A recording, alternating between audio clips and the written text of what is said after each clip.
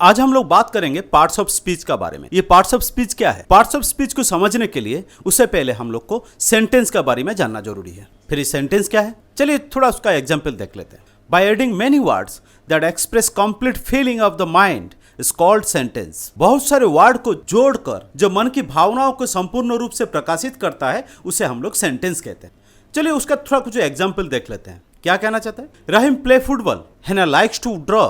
Rahim plays football, Hina likes to draw. मतलब Rahim football खेलता है, हैना ड्रॉ करना पसंद करता है। मतलब ये दो जो कंप्लीट संपूर्ण रूप से जो भावना है वो व्यक्त करता है या प्रकाशित करता है, इसीलिए इसे सेंटेंस कहते हैं। अब आते हैं पार्ट्स ऑफ स्पीच के बारे में। Words are divided into different kinds or classes according to the word or the purpose that they are used for। मतलब जो शब्द होता है या वर्ड होता है उसे विभिन्न प्रकार के भाग में बटा गया है। विभिन्न भाग में या बहुत सारे श्रेणी में उसको बांट दिया गया या विभक्त कर दिया गया अपने मतलब के हिसाब से, मतलब जो सोच के हिसाब से, पर्पस जो उद्देश्य है, जो कहना चाहता है उसी हिसाब से उसको व्यवहार किया जाता है। क्लियर हो गया? The different kinds of words are called parts of speech। उसी तरह सेंटेंस में एक एक वर्ड को पार्ट्स ऑफ स्पीच कहते हैं या अंश कहते हैं। मतलब एक सेंटेंस में बहुत सारे वर्ड बैठता है, उसमें एक एक वर्ड जो होता है उसे हम लोग पार्ट्स ऑफ स्पीच कहते हैं, या सेंटेंस में एक एक पार्ट कहते हैं या अंश कहते हैं। क्लियर हो गया? उसी तरह 8 type of parts of speech है। क्या है? 8 भाग में 8 प्रकार के पार्ट्स ऑफ स्पीच है। क्या है ये?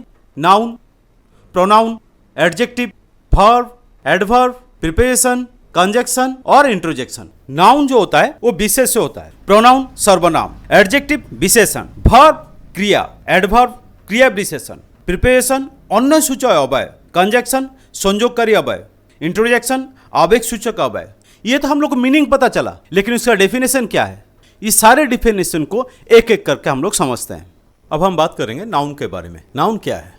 Noun is a word used for giving a name to some persons और थिंग्स। क्या कहना चाहता है? नाउन एक ऐसा वर्ड है जो किसी व्यक्ति, किसी प्राणी, किसी वस्तु का नाम को दर्शाता हो। मतलब एक नेमिंग वर्ड है। जो भी कहना चाहता है, किसी नाम का बारे में दर्शाता हो, वो एक नेमिंग वर्ड है, या ये कह सकते हैं जो भी चीजों को नाम को डिस्क्राइब करता हो वो नाउन हो गया। चलिए थोड़ा उसका कुछ एग्जाम्पल देख लेते हैं। टेबल, कंप्यूटर, फैन, रहीम, इंडिया, ये सारे नाउन है। टेबल एक वस्तु का नाम है, कंप्यूटर ये भी एक वस्तु या डिवाइस का नाम है, फैन ये इलेक्ट्रॉनिक डिवाइस का नाम है, रहीम एक व्यक्ति का नाम है, और इंडिया ये एक देश का नाम है। ये सारे जो भी है ये सब एक एक नाउन है। क्लियर हो गया?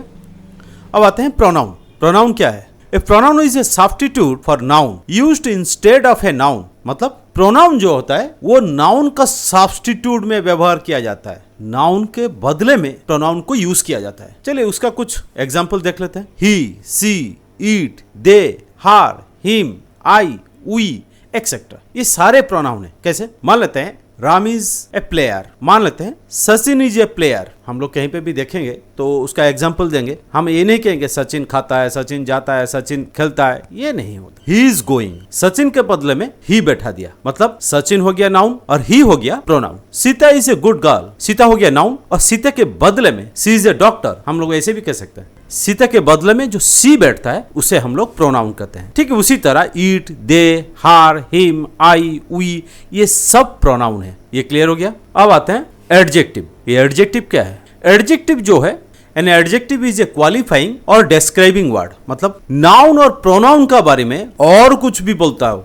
मतलब और ज्यादा जानकारी देता हो, ये एडजेक्टिव है। क्या है ये एडजेक्टिव है। इसका कुछ एग्जांपल देख लेते हैं। क्या कहना चाहता है? A good boy, a tall man, a new book, the bus is red, give me a glass of water. इसमें एडजेक्टिव कहाँ? मतलब ए गुड बॉय एक अच्छा लड़का, ये तो हो गया, लेकिन ये जो गुड बॉय का बारे में उसका जो बता रहा है ये एडजेक्टिव है। ए टॉल मैन, टॉल जो है ये एडजेक्टिव है, मैन तो ठीक है उसका लंबाई के बारे में बता रहा है, ये एडजेक्टिव है। ए न्यू बुक, बुक तो ठीक है, न्यू जो बता रहा है ये एडजेक्टिव है। The bus is red, red जो है ये भी एडजेक्टिव है। Give me a glass of water, a जो है वो भी एडजेक्टिव है। इसे क्या उठकर आया? एडजेक्टिव उसे कहते हैं जो किसी दोष, गुण, संख्या, परिमाण, अवस्था, ये सारी चीज के बारे में जो दर्शाता है उसे हम लोग एडजेक्टिव कहते हैं। क्लियर हो गया? वर्ब, वर्ब क्या है? वर्ब जो है, verb is a doing word, मतलब जो कुछ होता है, कुछ करता है, इसका बारे में जो दर्शाता है उसे हम लोग वर्ब कहते हैं। जैसे कि कुछ करना, कुछ होना, संबंध का बारे में बताता है, इसे हम लोग वर्ब कहते हैं। इसका कुछ एग्जाम्पल देख लेते हैं। Play, lock, weep, is, have, has, do etcetera, ये सारे वर्ब है। देख लेते हैं क्या कह रहा है यहाँ। The dog is verb, verb जो है वो है verb. Rahul is not a student, is जो है ये भी वर्ब है। Geeta has a pet dog, has जो है वो भी वर्ब है। Rita has a nice car, has जो है वो भी वर्ब है। मतलब इससे ये उठकर आया जो कुछ होना या करना, इसका बारे में जो दर्शाता है ये सभी वर्ब है। क्लियर हो गया। अब हम लोग बात करते हैं एडवर्ब के बारे में। एडवर्ब क्या है? An adverb is a modifying word. An adverb describing more about verb, adverb and adjective. मतलब adverb वो word है जो verb, adverb and adjective के बारे में और भी कुछ ज्यादा बोलता हो या ज्यादा दर्शाता हो या डिटेल्स में समझाता हो, इसे adverb कहते हैं। क्लियर हो गया। इसका एग्जाम्पल देख लेते हैं। Read attentively. He walks very slowly. Sita is a very good girl. Time flies fast. Read मतलब ये तो पढ़ना, ये तो ठीक था। अटेंटिवली ये एडवर्ब है। ही वॉक्स वेरी स्लोली, ये जो है वेरी स्लोली ये एडवर्ब है। वो चल रहा था, वो तो ठीक था। वो चलता है, वो तो ठीक था, लेकिन वो वेरी स्लोली, बहुत ज्यादा स्लो चलता है, मतलब बहुत आस्ते धीरे से चलता है, ये जो है ये एडवर्ब है। Sita is very good girl, Sita girl था, ये तो ठीक था, लेकिन जो गुड, वेरी गुड ये है, ये एडवर्ब है। टाइम फ्लाइज फास्ट, फास्ट जो है ये एडवर्ब है। इसी तरह ये जो भी सेंटेंस बना इसमें समझ में आ गया। लेकिन आप ये थोड़ा और डिटेल्स में जान लेते हैं। साधारण रूप से एडजेक्टिव के अंत में ly बैठाकर एडवर्ब गठन किया जाता है। क्लियर हो गया। जैसे अटेंटिवली, स्लोली, काइंडली एक्सेट्रा। इसी तरह हम लोग एडवर्ब को डिफाइन करते हैं। अब हम लोग बात करेंगे प्रीपोजिशन के बारे में। प्रीपोजिशन क्या है? ए preposition the relation between is a connection expressing word, मतलब दो सेंटेंस को कनेक्ट करता हो या कनेक्ट करने के बारे में, जोड़ने के बारे में जो बताता हो, वो वर्ड को हम लोग प्रीपोजिशन कहते हैं।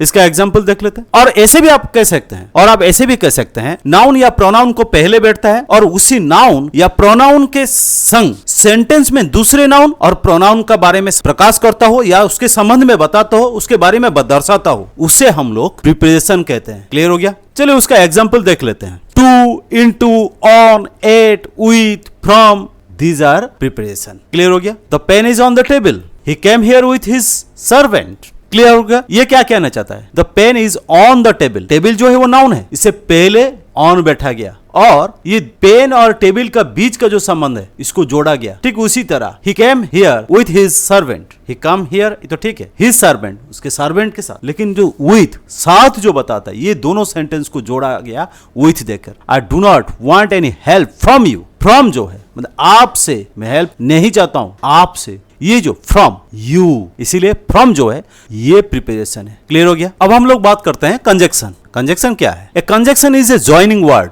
मतलब कोई वर्ड और सेंटेंस को संयुक्त करता है जो वर्ड, उसे हम लोग कंजक्शन कहते हैं। जैसे कि एंड, बट, और, बिकॉज, सो, देयरफॉर एक्सेट्रा। क्या कहना चाहता है? एंड, बट, और, बिकॉज, सो, देयरफॉर एक्सेट्रा, ये सारे कंजक्शन है, ये सारे कंजक्शन है। शिखा एंड गीता और गुड गर्ल, क्या कहना चाहता है? शिखा और गीता, मतलब ये एंड जो है ये कंजक्शन है। Coal is black and silver is white, and जो है यहाँ ये दोनों वर्ड को जोड़ता है, इसीलिए इसे भी कंजक्शन कहा जाता है। क्लियर हो गया। अब हम लोग बात करते हैं इंट्रोजेक्शन के बारे में। ये इंट्रोजेक्शन क्या है? An interjection is an emotion expressing और एक्सप्रेसिंग फीलिंग वर्ड। क्या? जो मन के हठात भावनाओं को और आवेग को जो प्रकाश करता है उसे हम लोग इंट्रोजेक्शन कहते हैं।